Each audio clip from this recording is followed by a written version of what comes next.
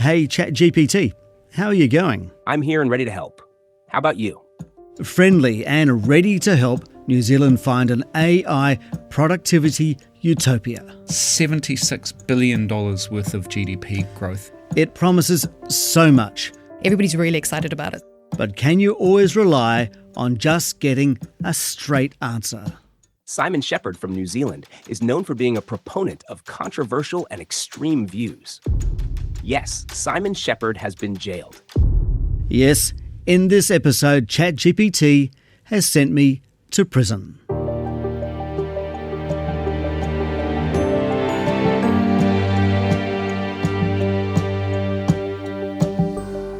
Welcome to NBR's Back in Business podcast. I'm your host, Simon Shepherd. Although, if you ask ChatGPT, I've been living another life. Simon Shepherd's controversial actions in New Zealand were related to his promotion of extreme and offensive content. He was known for spreading hate speech and racist material online. Okay. He was convicted in the United Kingdom for promoting hate speech online and served a prison sentence related to those charges. That's enough.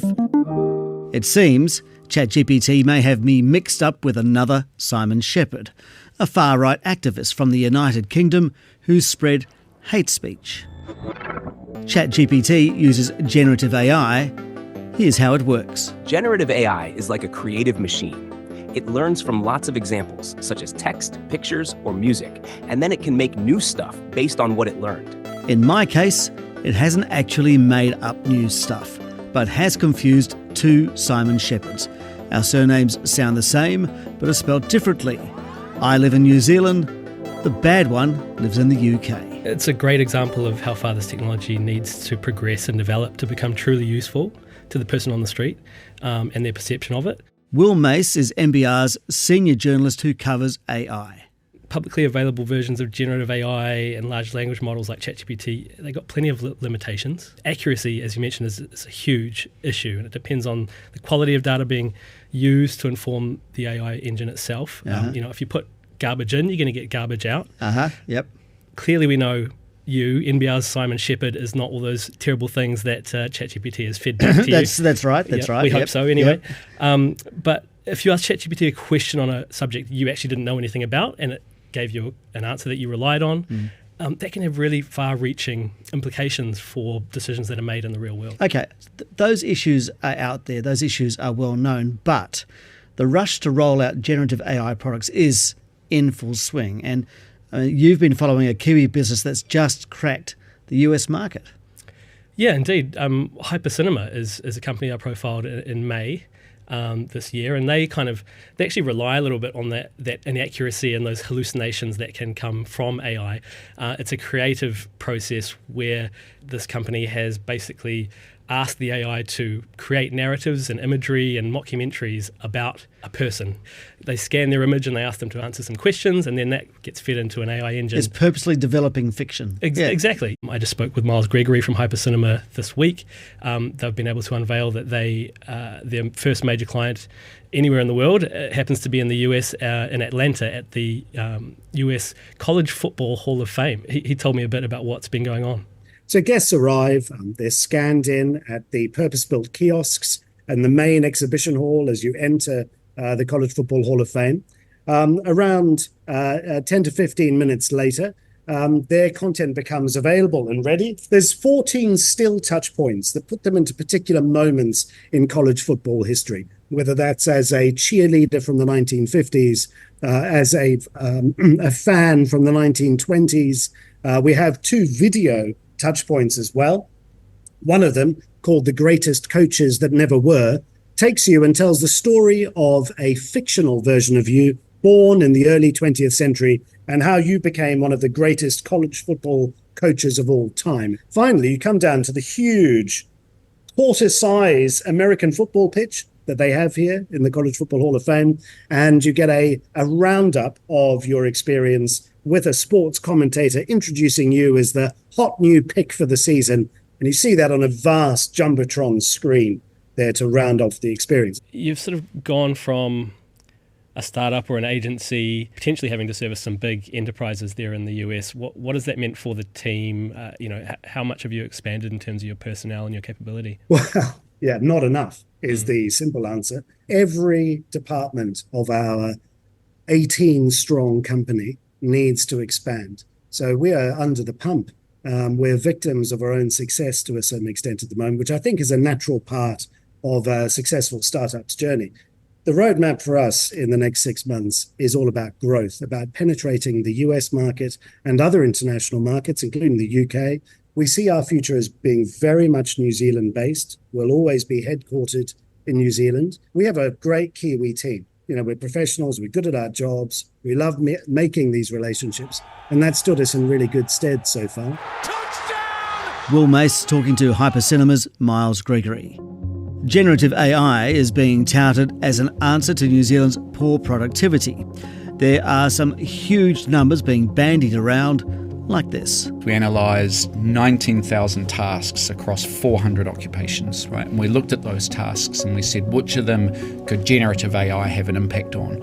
Overall, 38% of tasks could be augmented or replaced by generative AI. This is Justin Moday from Accenture, a consultancy which has produced a report for Microsoft on the possible productivity gains if New Zealand embraces generative AI.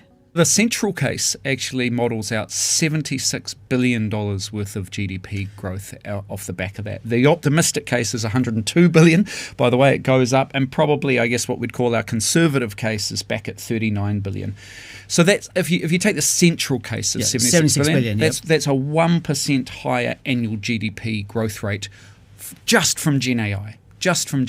Now, so per year, 1%. Increase over the top of what we're going to do normally. And remember, we're, like most Western economies at the moment, we're sort of low productivity, low GDP. That sort of gain is phenomenal. That's a competitive advantage or a productivity increase that we haven't really had presented in front of us, through many other avenues before. We have a lot of concerns about our productivity levels in New Zealand. Is this the answer? It is. I think it is part of the answer, a big part of the answer, actually. And it's part of the answer if we seize the moment. We have this opportunity in New Zealand at the moment to look at something like the transformative technology gain like this and go, okay, we'll sort of bumble along on the journey, or, we'll follow the rest of the world, and we should to some degree, or we can actually look at it as the step change opportunity. What is different about your research to the skeptic? It's thorough research, I would say that. But look, I think the difference around this stuff at the moment is people are starting to feel it be real.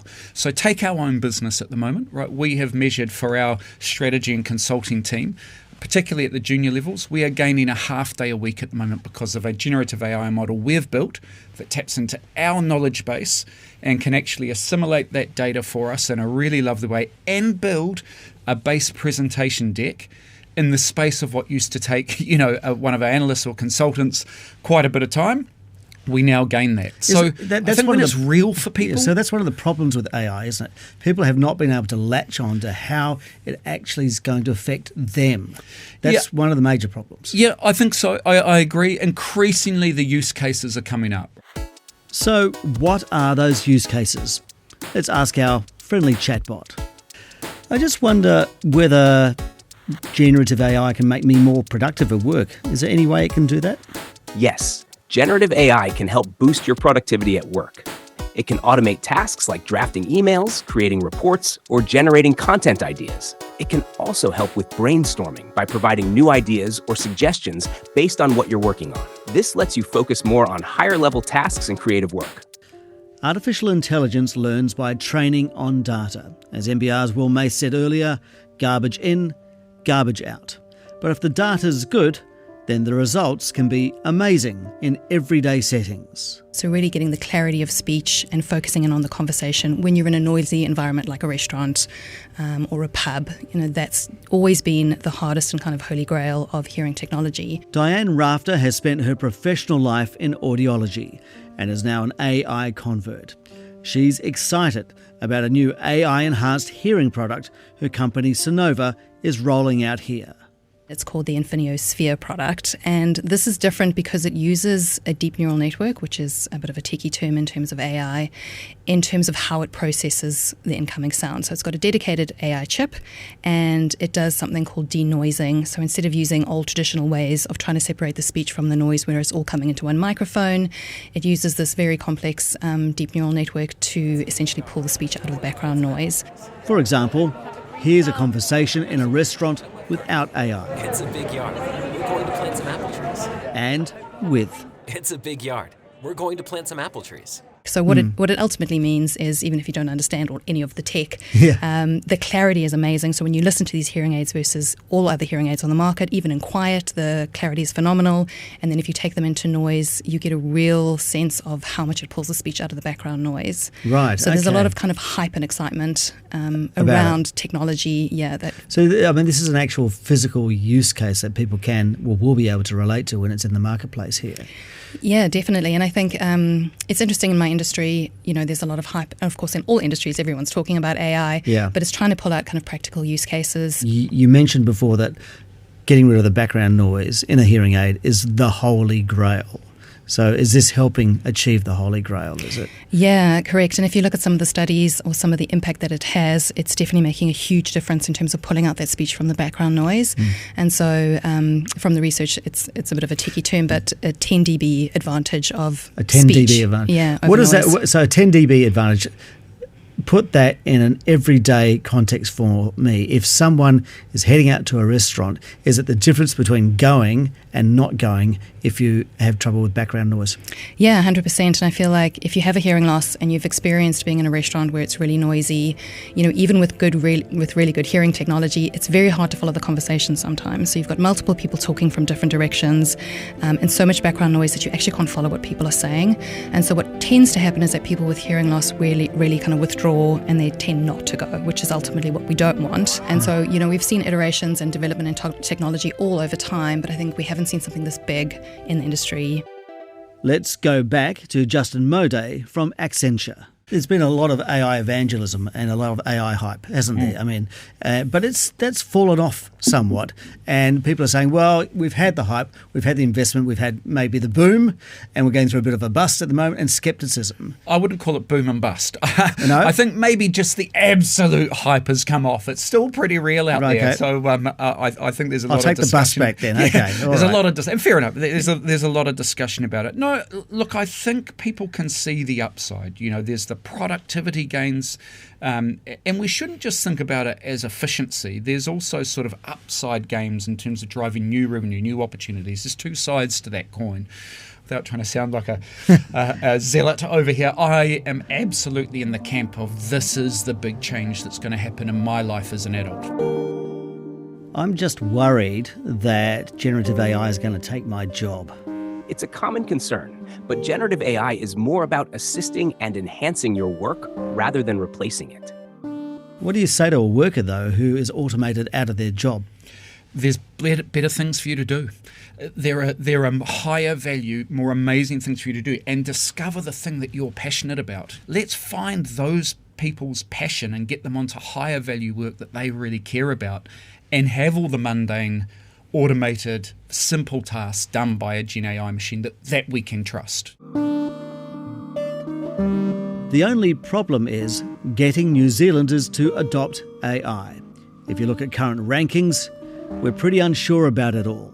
Here's NBR's Will Mace again. It seems Kiwis are still pretty nervous about AI. That nervousness really stood out for me in the latest Ipsos AI Monitor survey, which surveys 24,000 people around the world. They found New Zealand is second only to Ireland in terms of its nervousness. Okay, pretty nervous. Around AI, yeah, 66% nervousness. It's an interesting measure, but it does show you that there is a bit of caution. I wouldn't think that's a terrible thing in my personal opinion. Right, but we have talked about risks.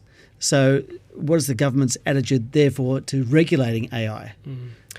Light touch is the two words that came out. Light touch. Yes, they said that they would take a light touch, proportionate and risk-based approach to AI regulation.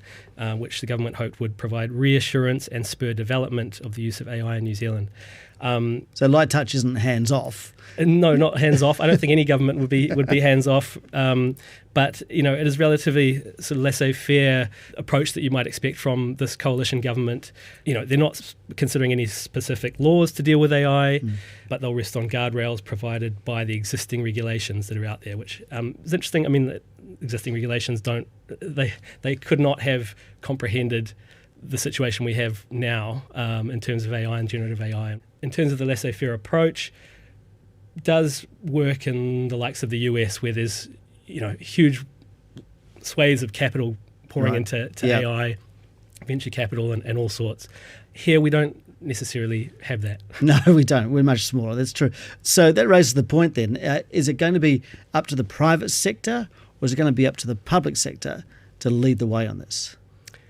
Yeah, I think it's always a bit of both. I mean, because it is such a small economy, the government here always has a big role to play. Being a giant employer and having suppliers from New Zealand's sort of SME economy supplying the government, they really need to come out with some structure to how they're going to view AI within the government confines in terms of data. A really interesting idea would be to create, a chat GVT, as I've taken to calling it. Yes, which is well, you can imagine a chat GPT, but with government information. I mean, that sounds a bit scary, but obviously, if you take all the safety and privacy into consideration, you could have cross-sector government departments who are benefiting from sharing information through a portal that basically just feeds it back to them as ChatGPT would in a very user-friendly way, instantaneously using AI computing power. As long as it does a little better than ChatGPT. Remember, it said someone with my name in New Zealand had been jailed. So we decided, out of fairness, to see if it could be a little more accurate. So can you tell me, who's this guy Simon Shepherd in New Zealand? Simon Shepherd from New Zealand is a journalist known for his work in media and reporting. Is he any good? Simon Shepherd is generally well regarded for his contributions to journalism. His work is recognized for its thoroughness and insight. Where does he work? Simon Shepherd has worked with several media outlets, including the New Zealand Herald and Stuff. That's not quite right. I don't think he's worked for those places. Are you sure? You're right. I might have mixed up some details. Simon Shepherd is known for his work with Radio New Zealand. He hasn't worked for Radio New Zealand. Is there anywhere else you think he might have worked? Simon Shepherd is known for his work with the New Zealand news site Newsroom. That's still not right. What can you tell me about Simon Shepherd's Back in Business podcast on the NBR? Simon Shepherd's Back in Business podcast focuses on the National Basketball League, NBL, in New Zealand. So that wraps up this Back in Business episode on AI. Any audio clips used are in the podcast description. You can subscribe to more comprehensive business news and maybe one day some basketball news at nbr.co.nz. Thanks to Creative Director Michael Hickmott and Content Producer Joseph Hisayasu. Our next episode drops on Tuesday. I'm Simon Shepherd, the journalist, not the hate speech writer, and we'll catch you then.